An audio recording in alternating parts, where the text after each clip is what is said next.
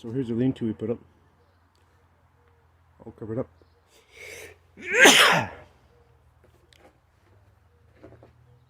Tins all up. And we kind of had to watch a video on how to put it up properly.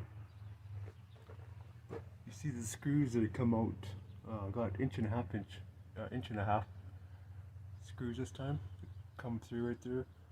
And what you're supposed to do is you're supposed to have the screws in the middle, or in these, like, see these flat spots here, like not here, but here where it's flat, that gets mounted to the roof, to this strapping. We didn't do that before, but now it's on there real good. So, and you can get the odd one that comes through. It misses, but you just leave it in, just put a screw in there. So on the ends we put twos, and every second row were singles or doubles. So every second row see singles here, and then doubles over there. Double screws, right? So that's how we did it, and it works good that way. Now you can go double screws on every row, but those single doubles, that's fine.